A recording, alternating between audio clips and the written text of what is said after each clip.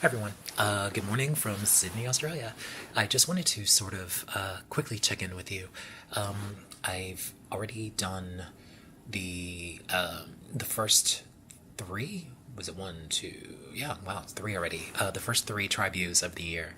One in San Francisco, one in Melbourne, and one in Auckland. And they've all gone, I think, swimmingly.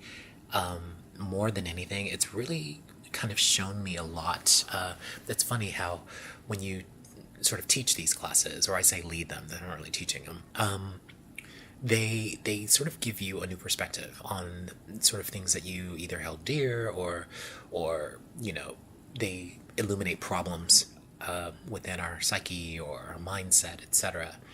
And one of the things, oddly enough, that I've sort of been taking from the last three sessions is around a couple of things like nuance. I love to say that word, and it's kind of fluid. People are like, okay, what's nuance? I kind of get it, but like, what exactly do you mean? And not just that. The other thing is probably accountability.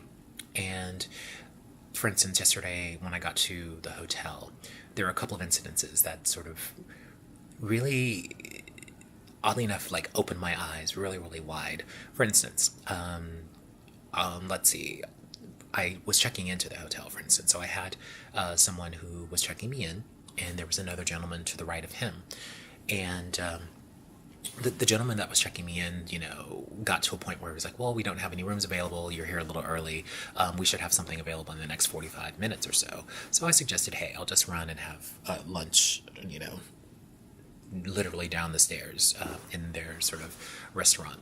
And but then he also said, well, hey, if you're going to be staying at the hotel for a week, it looks like we have this sort of special. In other words, it was an upsell. So good on you for getting the upsell out there. But it was like including breakfast and access to certain things that I know for a fact I won't use. I tend to be a hermit, and I tend to be a serious creature of habit. So but I liked the fact that my room would be upgraded because it would give me a balcony. And since I was in the process of finishing writing three books, having that much natural sunlight and the ability to step out onto a balcony instead of having to go all the way, to the elevator, down the stairs, and out the building, it's just a quick way to sort of refresh and get some fresh air in my lungs, and hopefully think a little bit more clearly. And so I was like, well, hey, why don't we do this? Give me, can you maybe nix all the food because I'm here to lose weight, not gain weight? and, uh, and maybe give me a price break on the room, as opposed to with the room with all these amenities. So he did. And, basically for the price of a night, I have 7 nights in a pretty fabulous suite. I don't know if you can see it. I think it's kind of fabulous. Oh, sorry, this thing's going to be following my face, so you won't be able to see it unless I get up. But back to the story. So as he was telling me that, and as I'm agreeing, he's like, "Oh, I've got this great place, this great suite. It's on a floor. It's on the top floor, oddly enough, in the business center, and it's at the very end, so it's super duper quiet, away from the elevators, the whole 9 yards." I'm like, "Oh, that sounds great. It's same price, right?" And he's like, "Yep, no problem." So he's beginning to type it up. Gentleman to my right, I kind of overhear a conversation. There's a family that came in, and they weren't feeling the 40-minute wait for a room, so they're like, is there any way we can upgrade or whatever else, just to sort of get us in sooner. So sure enough, my guy's typing up a room. This guy, who's clearly a hotshot, starts typing up his room. Somehow he ends up in the lead, if you will, a little bit ahead of this guy typing up my room. And he, sort of stops my guy and says, "Oh, I'm sorry, I just gave that room to these people." So I'm sitting there like, okay. And then of course my guy's like, "What the fuck?" So it's funny to watch them sort of interact, because you could tell it was this sort of Darwinian thing going on. Like the hot shot was just like trying to please so hardcore. And, kudos to him. He pleased his set of customers that were in front of him. But in so doing, he put the other guy in kind of a shitty position, and then also put me in a shitty position, because had I decided to raise a stink, we had all kinds of dynamics going on here. It was kind of fantastic. So the hotshot guy was black, or like mixed, and he was waiting on white customers. My guy was I think Brazilian because he had like one of those AIO endings to his name, Garciao, I think it is, and I'm black. So it was kind of like, okay, anyway, that's part of the whole white fragility thing that I think is quite hilarious. And I should write a book on black fragility as well, because I think it'd be kind of funny to read. But anyway, the whole idea was that, you know, this hotel is the reason why I stay here every single time I come to Australia. Is this hotel is based on customer service. They do amazing job at customer service. They always, anytime I'm usually here on my birthday, so they always show up with, you know, chocolate strawberries, dark chocolate dipped strawberries. They go out of their way to give me dark chocolate since I'm vegan.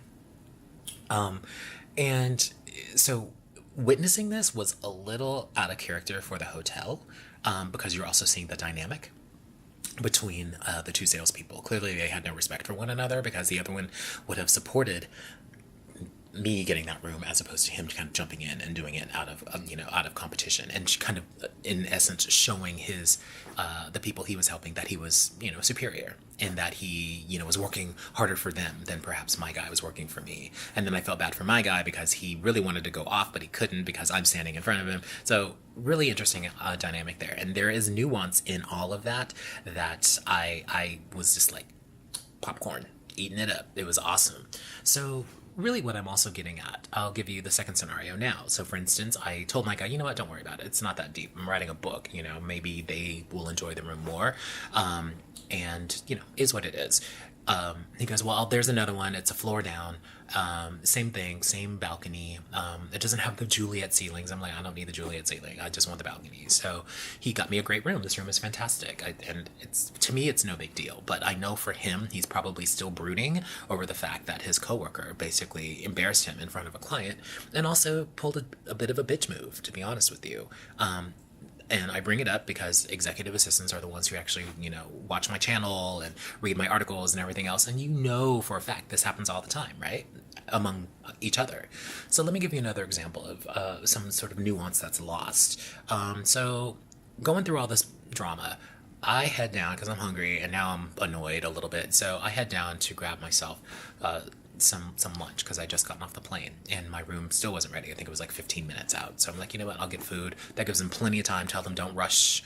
Like, I don't want to catch hair and like weird things in my bathroom because that freaks me out. So I order, I sit down and get everything down. And then my my server comes over, young girl, nice. Hi, how are you? Blah, blah, blah. Of course, I have to ask for a menu. I'm like, do you have a menu? She's like, oh, I'm sorry. Problem number one. I mean, do your job. Know your job and do it. So she brings up her menu, then goes away, of course, because now I have to decide. So I go through, I decide. People typically have a short window within which they decide what they want to eat. It's not 5 minutes, I assure you. So if you're a server and you're reading or watching this, please, if you hand someone a menu, go stand somewhere where you can keep an eagle eye on them. And the second they start putting that menu down, you should be at the table. Like, how can I help you? Anyway, digression. So I'm waiting 5, 6, 7 minutes. And during that 5, 6, 7 minutes, I'm listening to the conversation that she's having with the bartendress that is up there. And this is, of course, some inane conversation about something that does not matter to the history or the state of the world. But, hey, that's your life. But again, as a customer who is waiting, I'm not excited to hear your conversation, and I'm certainly not excited to be, having you kind of poking at me when I'm hangry. So finally she comes over. I order, and my order is as follows. Like, I ordered some sort of sandwich. I had everything pretty much removed because of my veganism, and then I ordered a glass of champagne. And the funny thing is, it was one of the most expensive glasses of champagne on the menu. Not just because, but just because it tastes better. That's really the reason why I ordered it. I don't really like much Prosecco because it doesn't really have the same dryness. Long story. So place the order. That's all great and fine. Now, this is what I talk about when I talk about nuance. So if I'm a server and I'm really kind of paying attention to my customer, I'm looking at what they're ordering. because I'm looking for clues in order to, one, either upsell them on something, even better or different, or anything that would sort of increase the propensity of them giving me a bigger tip, because guess what, the check will be larger.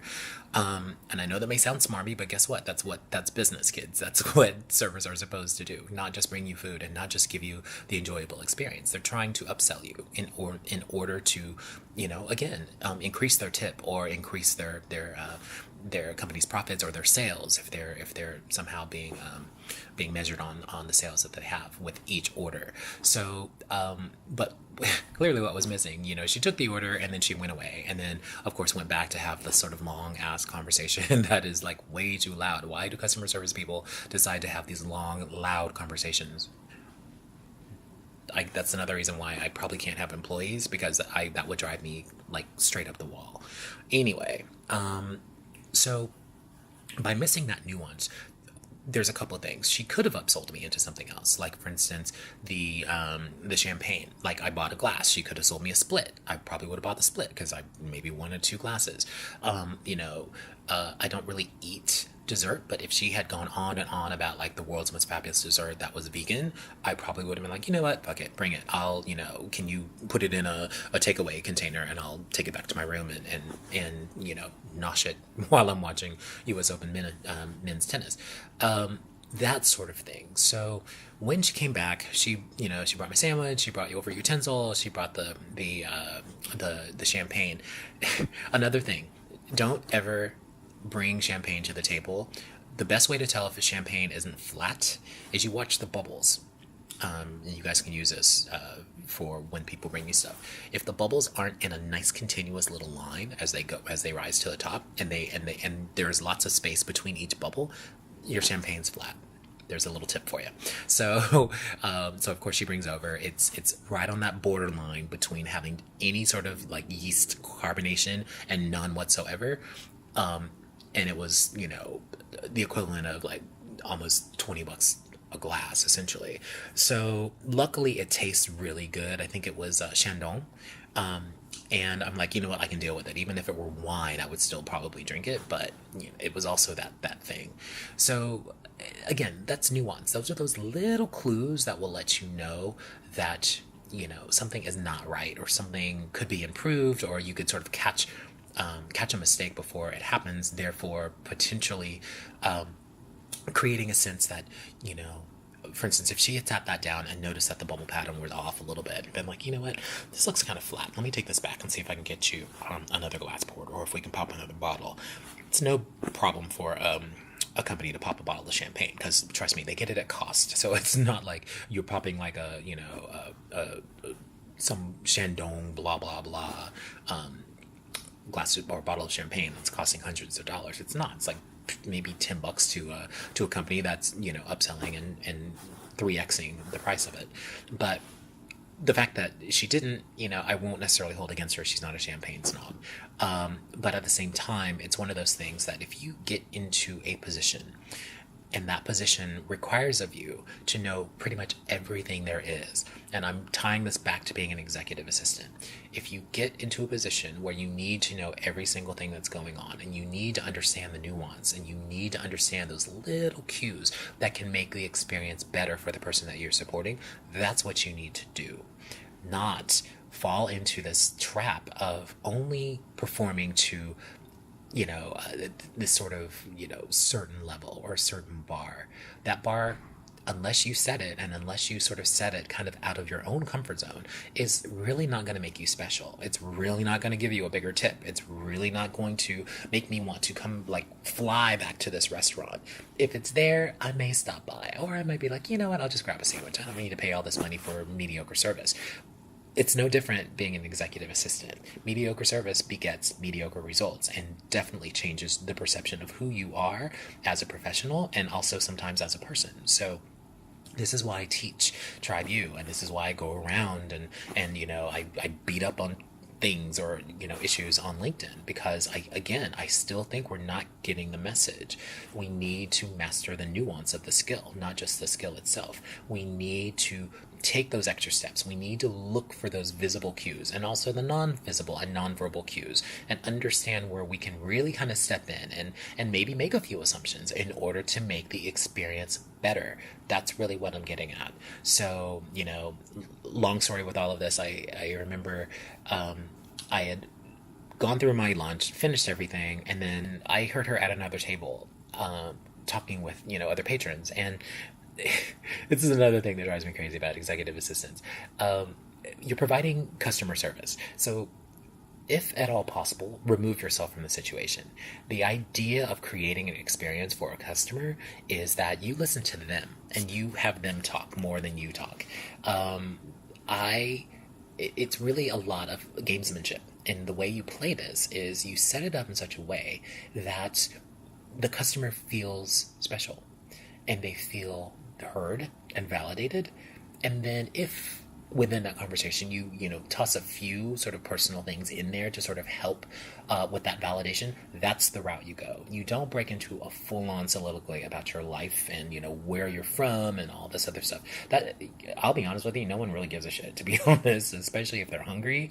So it's one of those things that you can definitely apply to being an executive assistant, in that your executives a lot of times, and especially around task-oriented things, don't want to hear all of the backstory. It's not important to them. They're hungry, if you see what I'm getting at. So feed them what they want. Get the food to the table. Bring champagne that's sparkling, not flat. That's really what I'm getting at. And so this is like the best learning, even just from sitting in this restaurant and kind of going through this, and also being at reception and having people fighting to one up themselves in front of the customer. The number one thing that is the most important. Who knows? Even that customer that was next to me, the white family that was next to me, probably felt terrible. They were just like, "Oh Lord, this puts us in an awkward position because he's black, we're white, we're taking his room. Oh, what does that feel like?" This is really what I'm getting at when I talk about all this stuff. It's like we've got to get to a point where we understand truly what customer service is, and that we are in the customer service business as executive assistants, and especially as top executive assistants. This is about making sure that your customer has the most pleasant experience ever, all the time. It's a lot of pressure, it is a lot of work, but it's what will make you successful. So anyway, I'm not going to beat this to death. So that's it. I will cut off here, but again, if you're an executive assistant, really focus on the customer service aspect of your job, because that's inevitably what you are. You can be the CEO, like I always like to say, be the CEO of me, or be the CEO of your own business within the business that you choose to join. Do that, but also understand that your job and your responsibility is excellent, top of the line, world-class customer service at all times. And whatever you need to do in order to provide that is really what's going to make you successful in the role. And again, opening your eyes really, really wide and looking at the strategy of the customer service experience and understanding what you can do in little small increments, or those things that you can sort of notice sort of in the wild that allow you the opportunity to sort of exceed expectation. That's really what you need to be looking for, and that's what's going to make you special. So there you go. Enjoy your Monday, and I will catch up with you again soon. Bye.